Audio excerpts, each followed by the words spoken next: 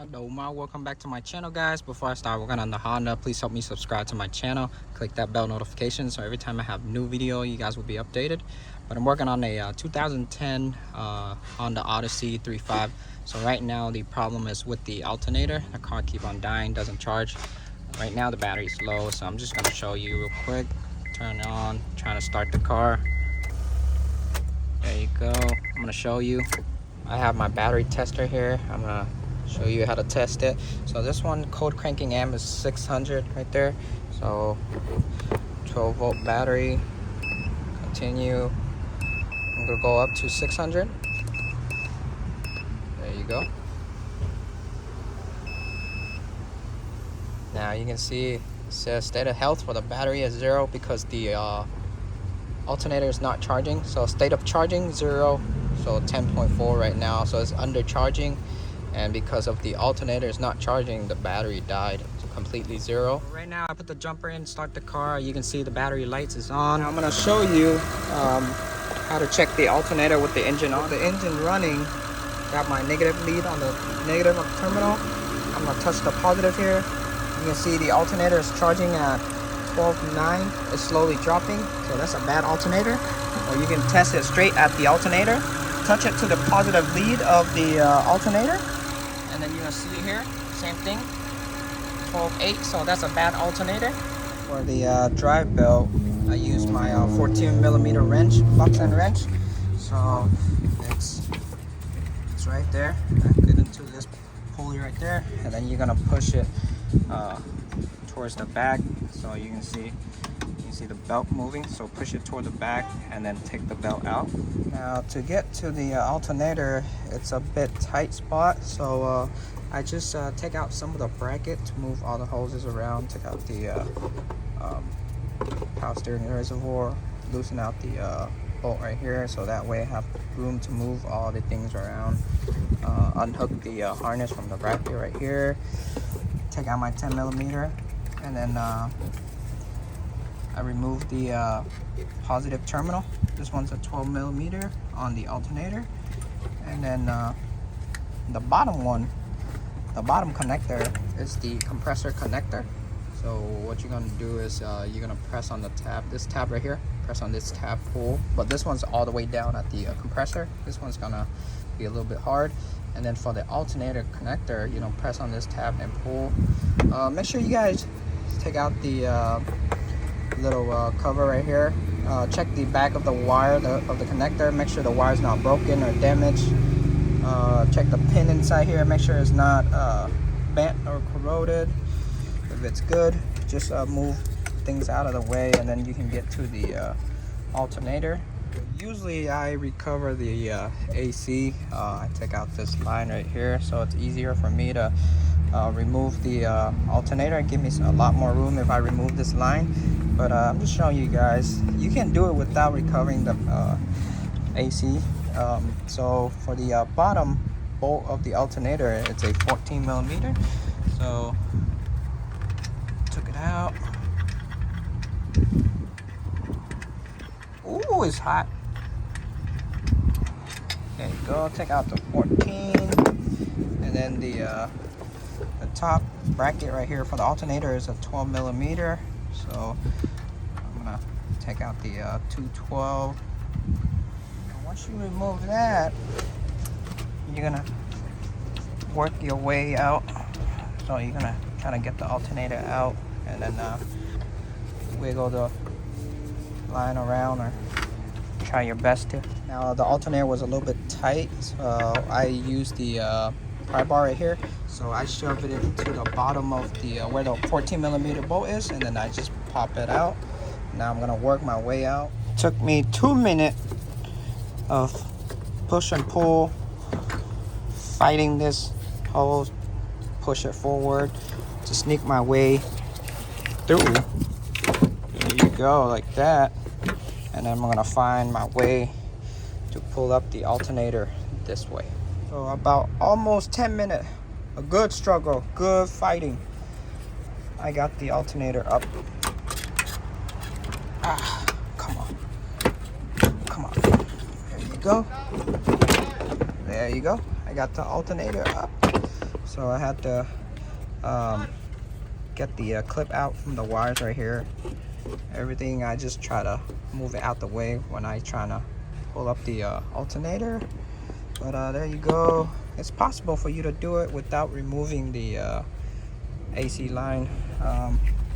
For the AC line, there's one more thing I did is I took out the 10mm right here on the bracket right there, so that way I have room to move it a little bit more. The old alternator I have here, still original. It says Honda on there. This alternator has been 15 years already. That's crazy. But I have the same one, same thing, Denso. This one's also same thing, Honda, Denso. This one's Denso remanufactured. This is the part number right there.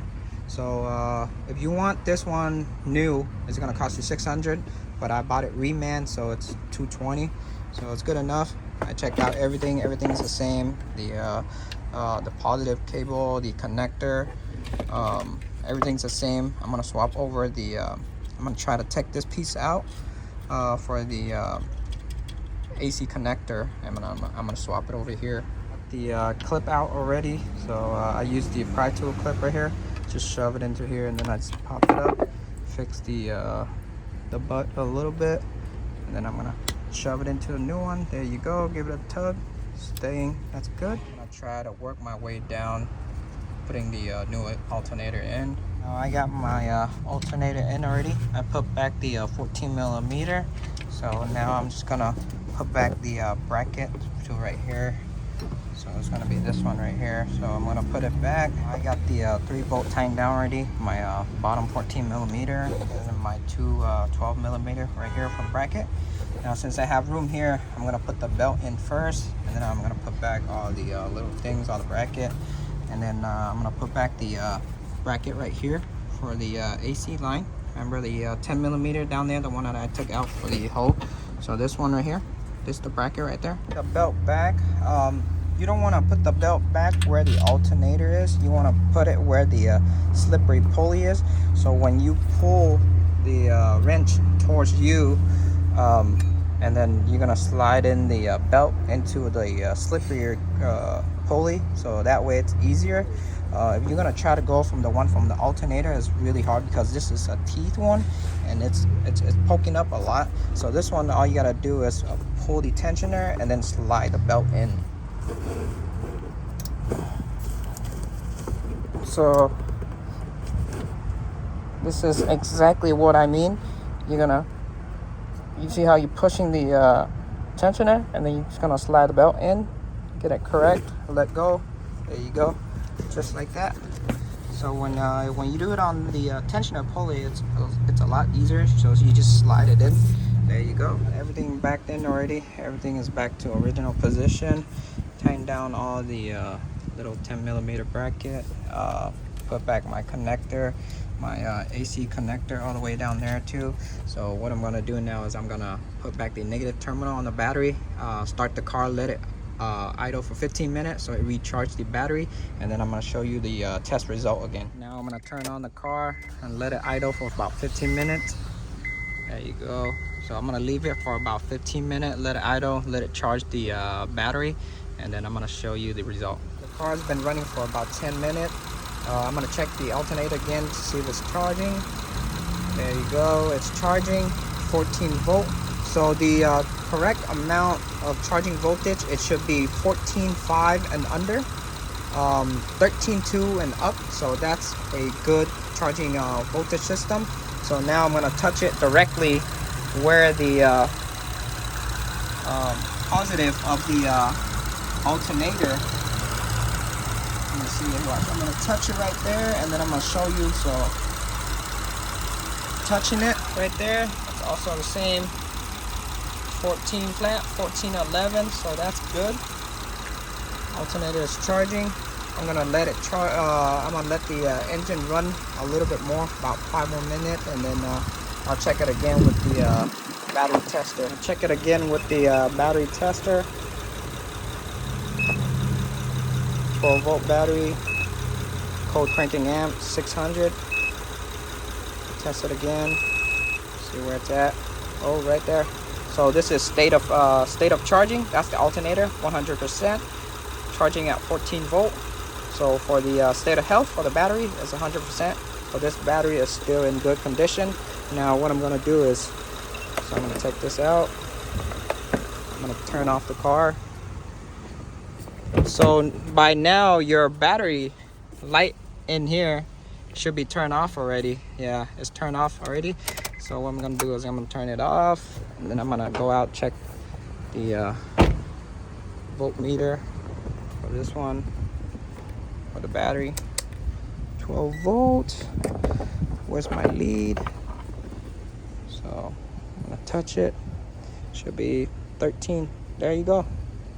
That's good, fully charged. So a good battery is from 12.1 volt and up. So that's pretty good. Anything if it says 11.9 or 11.8, sometimes when you start it, it might give you a slow start because the battery is kind of weak. But anything with 12.3 and up, that's pretty good. That's a good battery. So this battery is still in good condition. So that is it for this video, guys. So if you guys new to my channel, help me subscribe. If you guys have any comment down below. Ask me anything you want to ask me. I'll try to get back to you as soon as possible. But I'm out. Peace.